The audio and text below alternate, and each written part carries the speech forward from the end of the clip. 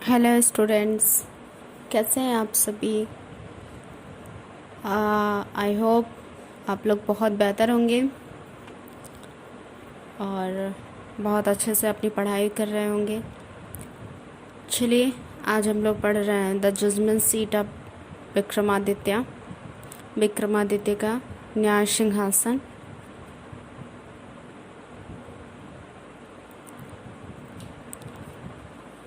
अभी तक हमने देखा कि विक्रमादित्य बहुत ही इतिहास के जाने माने फेमस राजा हैं जो उज्जैन में राज्य करते थे। उनके जो महल और किले थे उनके मरने के बाद नष्ट हो गए थे और चारागाह में बदल गए थे। और उज्जैन के आसपास के जो गांव के लड़के थे, चरवाहे लड़के, वो लोग अपने पशुओं को वहाँ पर चराने के लिए आते थे।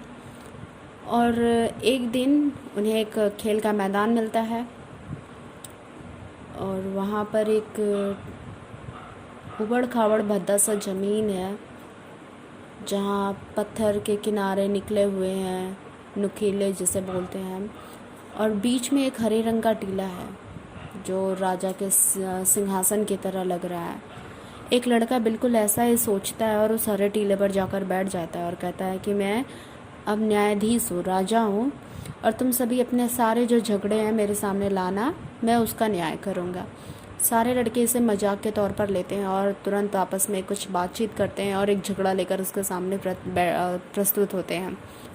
लेकिन वो बहुत ही गंभीर होकर न्याय करता है, तो उन्हें लगता है, कुछ तो डर जाते हैं लेकिन कुछ लगता है कि ये मजाक है। फिर दूसरा झगड़ा लेकर आते हैं। इस तरह से ये क्रिया चलती रहती है और ये उनका खेल का रोज का हिस्सा बन जाता था। रोज पूरे दिन आने के बाद वो लोग यही काम करते थे घंटों घंटों तक। और जब जाने का शाम का समय होता था, वो लड़का अपनी सीट पर से, अपनी जगह से नीचे कूदता था और सामान्य लड़का जैसा बन जाता था। धीरे धीरे अब ये बात उज्जैन के जो देहात के गाँव के लोग हैं उनकी तरफ तक ये पहुँचेगा और अपने वो कॉम्प्लिकेटेड, जटिल झगड़े उसके सामने लेकर आएंगे और हमेशा ज्ञान और न्याय की आत्मा उसे सही न्याय दिलवाती है। इस तरह से वो प्रसिद्ध हो जाता है और ये इतना प्रसिद्ध हो जाता है छोटा सा लड़का कि ये बात उज्जैन का जो करंट का राजा है, जो शहर में रहता है काफ़ी दूर उस जगह से, उसके पास तक पहुंचती है। तो उससे तुरंत अनुमान लगाता है कि वो ज़रूर विक्रमादित्य का न्याय सिंहासन होगा और वो खुदाई करवाता है और वाकई उसे उसका अनुमान जो होता है सही रहता है और उसे सिंहासन मिल भी जाता है। तो चलिए हम लोग स्टार्ट करते हैं अपना आज का जो चैप्टर है, थर्ड पार्ट में। ग्रेजुअली से हम स्टार्ट करेंगे। देखिए, gradually this news spread through the country side. धीरे धीरे यह समाचार जो है कंट्री साइड यानी शहर की ओर, या फिर आप बोलेंगे जहाँ लोग रहते थे, तो उस टाइम तो शहर तो रहा नहीं होगा, देहात ही है, तो गांव की ओर हम बोल सकते हैं कि गांव में धीरे धीरे यह समाचार फैल गया।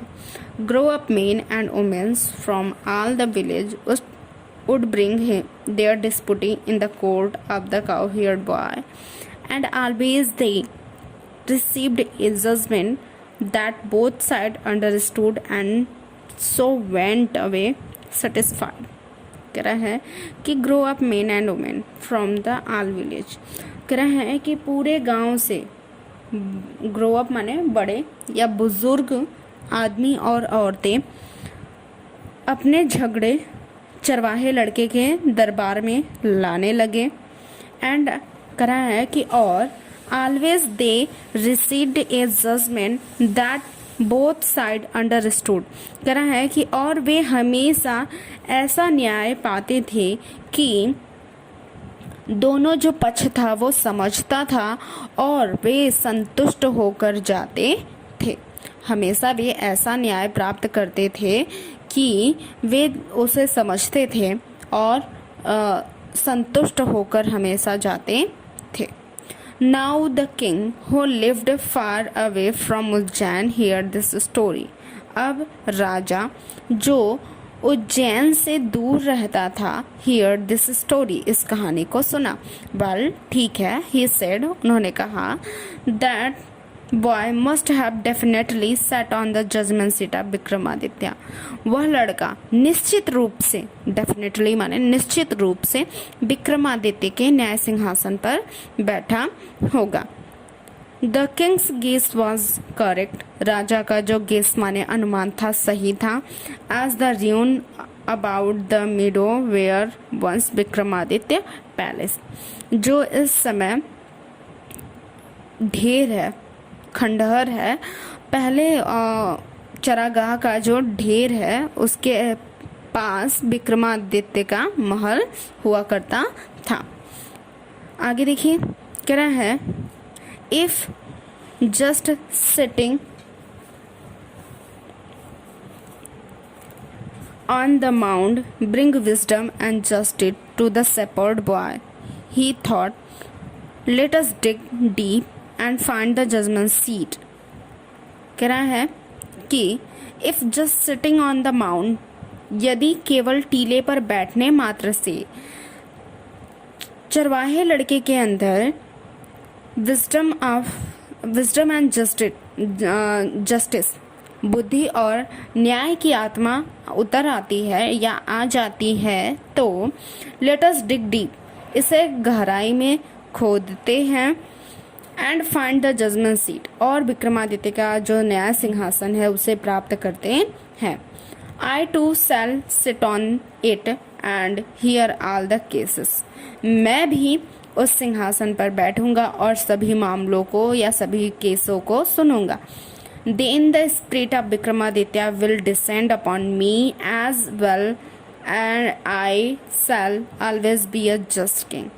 कह रहा है तब विक्रमादित्य की आत्मा मेरे में उतर आएगी और मैं भी हमेशा एक जस्ट माने प्रिय होगा, न्याय प्रिय राजा बना रहूंगा।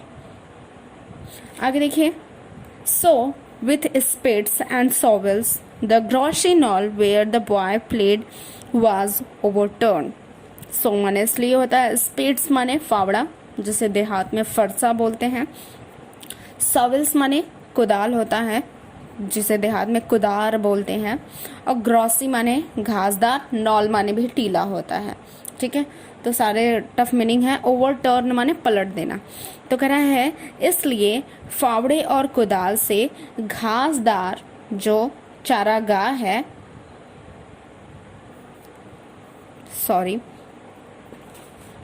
टीला, कह रहा है कि इसलिए फावड़े और कुदाल से घासदार टीले को जहां चरवाहे लड़के खेलते थे उसे पलट दिया गया।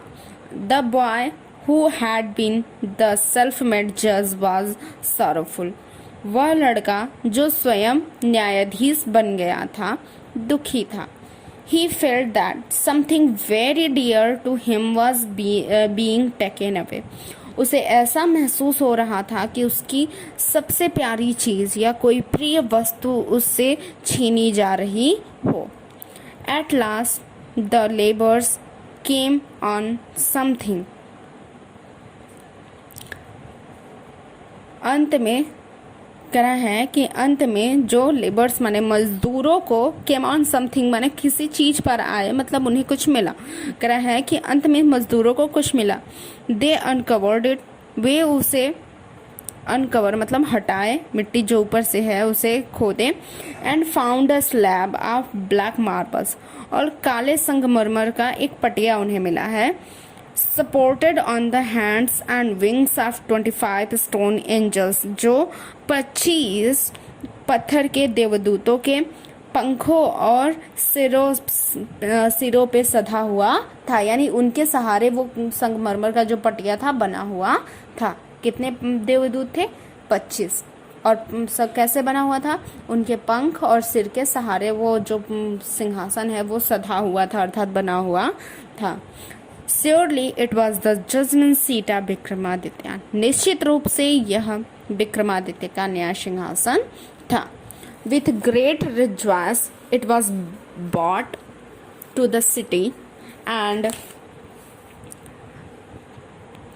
placed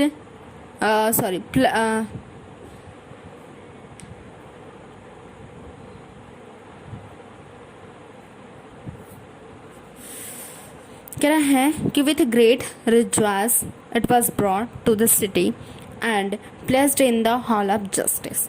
अब जो नया सिंहासन उन्हें मिला था, उन्हें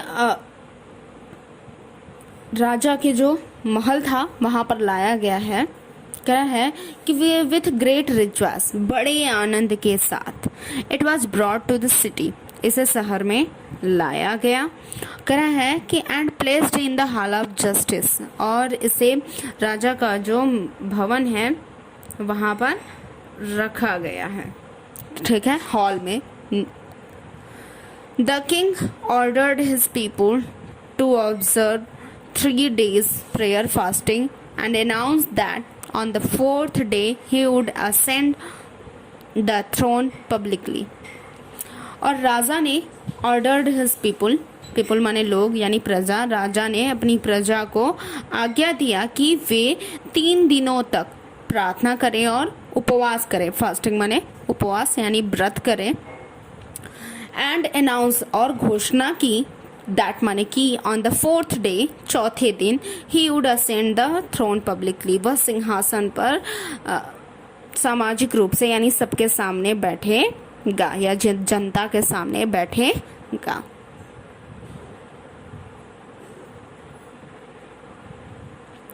एक बार फिर से ये पैरा देख लीजिए। With great rituals it was brought to the city and placed in the hall of justice, बड़े आनंद के साथ इसे शहर में लाया गया और न्यायालय के हॉल माने बहुत बड़ा जो भवन होता है वहाँ पर इसे रखा गया। The king ordered his people to observe 3 days prayer fasting and announced that on the 4th day he would ascend the throne publicly।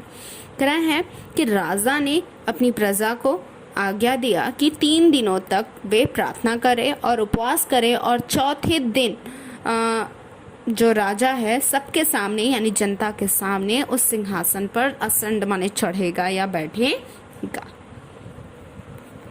तो यहाँ तक था। अब ये काफ़ी है, हम एक वीडियो में से कंप्लीट नहीं कर पाएंगे, तो बाकी का जो हमारा पोर्शन बचा हुआ है उसे हम अगले वीडियो में ख़त्म करेंगे। आई होप आपको चैप्टर समझ में आ रहा है। प्लीज़ कैसा लगा आपको कमेंट करना ना भूलें। वीडियो को लाइक करें, सब्सक्राइब करें। Thank you for watching this video.